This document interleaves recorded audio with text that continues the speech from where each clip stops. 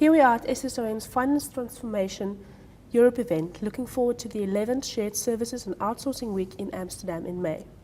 I'm your host, Frenzl Schneider from SSON, and I'm joined today by Michael Hyltoft, who has worked on a number of major finance transformation projects for companies such as Kingfisher, Dixons and SpeedyHire. Michael, hello. Good to see you. Good to see you. You've just delivered your keynote presentation on dynamic discounting in supply chain finance, which was very informative. How did it go? I think it went very well. It's again one of these newer things that are popping up in probably has been around for some time, but in a new disguise, and thanks to technology and the transformation that has been going on for the last decade, it's kind of the next step, especially within purchase to pay. Now, moving on to Shared Services Week Europe, let's talk a bit about your presentation topic for that event, end-to-end processes. So firstly, Michael, explain the novelty in taking an end-to-end approach versus a conventional approach. Well, I think the first thing is that you need to define what end-to-end is. In the last decade, we've seen lots of big transformation projects that refer to end-to-end within accounts payable. So it was basically about streamlining the process of paying invoices.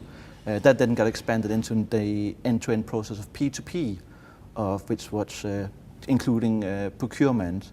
And now we're talking about going beyond it. Now we're talking about integrating together with the supplier, and not just making it about internal kind of benefits, but also the benefits we bring to the world around us, to our suppliers, and also to the organizations of which we sell stuff to. What are the benefits in terms of metrics? Cost, time, quality? I think it's all of them. As always, when you do transformation, we always talk about the good things of compliance and transparency, but most of the times it always comes down to the end of the day of cost. But it is important, as I said in my presentation, the top 1,000 European companies, excluding financial services, at the moment, at any given time, owes their supplier 750 billion. That's a lot of money that's tied up that could be used much better if we focused on it. So it's about releasing capital that will benefit us as a buying organization and also our suppliers. How do you implement an end-to-end mindset? It is quite difficult, and we have been touching on it at this conference too. My view is that technology and the processes are there now. They've been proven, they work. The big thing that seems to be what's missing, and most people are missing out on, is the internal organization and the changing of the organization. And the best way of doing it is through communication, and there's that saying that you can't communicate too little.